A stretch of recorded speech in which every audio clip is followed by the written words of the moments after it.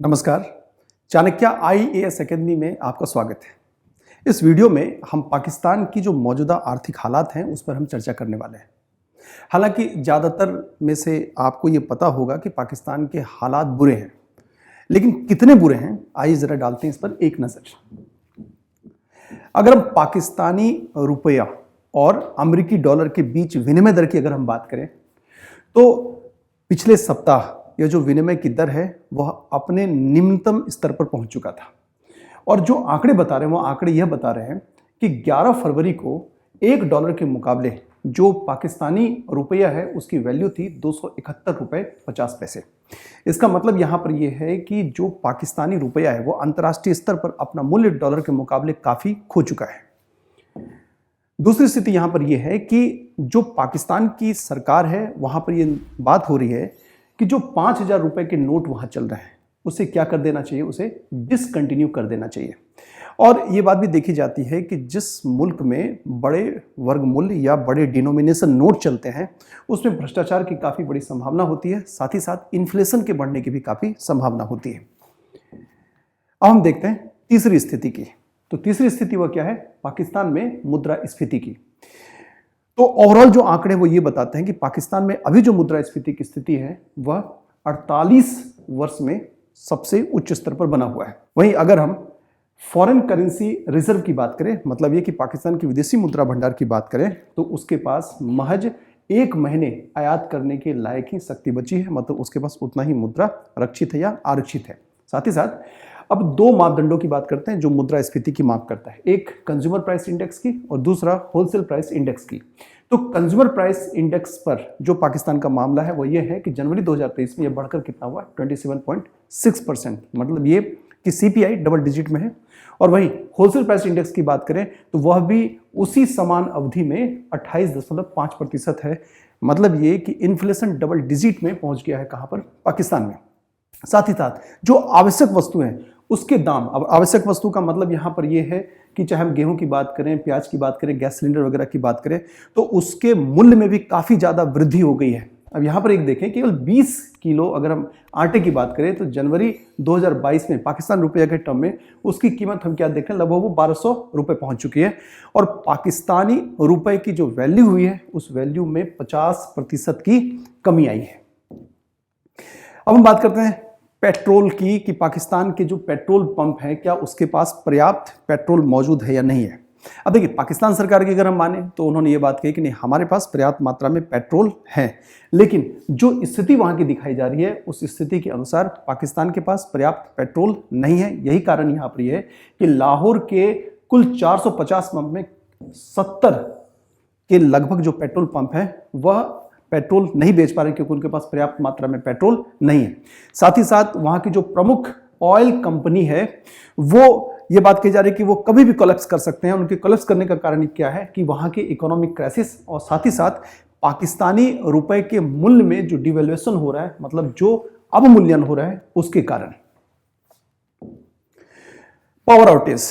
अब देखिए, एक पिछली बार हमने क्या देखा, पिछले स्लाइड में हमने यहां पर यह देखा कि पाकिस्तान में पेट्रोल नहीं है, और फिर अब यहां पर क्या देख रहे हैं कि पाकिस्तान में बिजली की आपूर्ति सही नहीं है। और बिजली की आपूर्ति की स्थिति यहां पर यह है कि जो नेशनल ग्रिड है उस नेशनल ग्रिड के द्वारा बिजली की आपूर्ति नहीं की जा रही है। मतलब कराची, इस्लामाबाद, लाहौर और पेशावर जैसे शहरों में बिजली कई कई घंटों तक नहीं रही है। और दूसरी बात यहां पर यह कि मतलब एक आश्चर्यजनक का रोचक तथ्य यहां पर यह है कि ये जो बिजली की आपूर्ति करने वाली जो चाइनीज कंपनी होती है वो क्या कर रही है कि वो पावर सप्लाई नहीं कर रही है। क्यों? इसलिए क्योंकि उनको लंबे समय से पे नहीं किया गया है, और पे नहीं करने के कारण उन्होंने क्या किया, अपने ऑपरेशन को बंद कर दिया है। कहां की कंपनी है? चाइना की कंपनी है। और कहां की बात हो रही है? पाकिस्तान में बिजली आपूर्ति करने की बात कही है। और अभी भी यह स्थिति देखी जा रही है कि पावर शॉर्टेज लगातार बना हुआ है।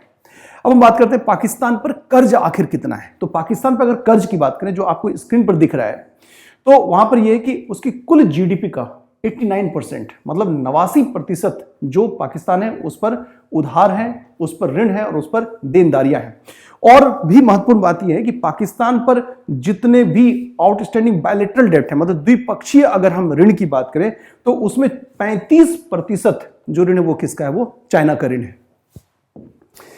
आगे देखें कि पाकिस्तान और आईएमएफ के बीच लगातार बात हो रही है कि पाकिस्तान आईएमएफ से मदद ले या आईएमएफ पाकिस्तान को बेल आउट दे और उसकी मदद करे। लेकिन ये 1.1 बिलियन डॉलर जिसकी पाकिस्तान को जरूरत है इस बेल आउट पैकेज की, उस पर कोई एक निश्चित बात नहीं हो पा रही है, मतलब वो अभी तक परिणाम तक नहीं पहुंचा है। और दूसरी तरफ अगर हम देखें तो पाकिस्तान के रिजर्व की अगर हम बात करें तो उसमें कितने अभी अगर राशि है तो 3 बिलियन अमेरिकी डॉलर ही इतनी है। और उसके बाद ये लगातार बना हुआ है कि पाकिस्तान कभी भी डिफॉल्ट हो सकता है। अगर हम आईएमएफ से पाकिस्तान को मिलने वाली मदद की हम बात करें तो 1980 के अंतिम दशक से अगर हम देखें तो कुल 13 बार मदद मिल चुकी है आईएमएफ के द्वारा पाकिस्तान को। और 2019 में एक जो इन दोनों के बीच समझौता हुआ आईएमएफ और पाकिस्तान के बीच में, उसके अंतर्गत कितने का 6 बिलियन डॉलर के मदद की बात की गई आईएमएफ के द्वारा, जो राशि बढ़कर कितनी होगी 7 बिलियन। अब अगर हम यहां देखते हैं कि आखिर आईएमएफ की वो कौन सी कंडीशन है जिसको पाकिस्तान स्वीकार करने के मामले में हिचकिचा रहा है या आगे पीछे कर रहा है, क्योंकि पाकिस्तान को आईएमएफ से मदद तो चाहिए, लेकिन ये ऐसे कंडीशन है जिस कंडीशन को स्वीकार करने में पाकिस्तान थोड़ी सी आनाकानी कर रहा है। और यही कारण है कि आईएमएफ और पाकिस्तान के बीच में अभी तक कोई अंतिम निर्णय नहीं हो पाया है या समझौता अंतिम बिंदु तक नहीं पहुंचा है। देखिए इसमें यहां पर यह बात है कि सबसे पहली बात तो आईएमएफ यह कह रहा है कि पाकिस्तान के द्वारा अपने जो टैक्स बेस हैं उसके अंतर्गत ज्यादा से ज्यादा लोगों को वो शामिल के लिए, मतलब ये कि पाकिस्तान के द्वारा लोगों से जो राजस्व है उसकी उगाही ज्यादा की जाए कर के द्वारा। उसके अलावा यह भी बात हो रही है आईएमएफ के द्वारा कि वह जो एक्सपोर्ट सेक्टर है, मतलब जो निर्यात क्षेत्र है, उस निर्यात क्षेत्र को कर में जो छूट दी जा रही है वह कर छूट को भी बंद करे। साथ ही साथ आईएमएफ का यह कहना है कि आईएमएफ कि पाकिस्तान पेट्रोल, इलेक्ट्रिसिटी और गैस प्राइस इसमें क्या करे, इसमें बढ़ोतरी करे, मतलब ये कि जो आम जनता है उससे पहले की तुलना में वह ज्यादा उस पर पैसे ले, मतलब उसकी कीमत बढ़ा दे। अब यहां दिक्कत क्या आ रही है कि इस्लामाबाद का कहना है कि इनके जो अभी मौजूदा मूल्य है वह मौजूदा मूल्य का जो उद्देश्य वह यह है कि जो निम्न आय वाले जो परिवार हैं उनकी मदद करना, जबकि आईएमएफ क्या कर रहा है कि आप इन पर मूल्य बढ़ाइए, कीमत बढ़ाइए ताकि आपकी राजस्व की स्थिति सुधरे। साथ ही साथ आईएमएफ यह भी कह रहा है कि आपको अगर हम लगातार मदद करें इसके लिए यह जरूरी है कि आपके बैंक में पर्याप्त मात्रा में एक राशि होनी चाहिए अमेरिकी डॉलर के रूप में।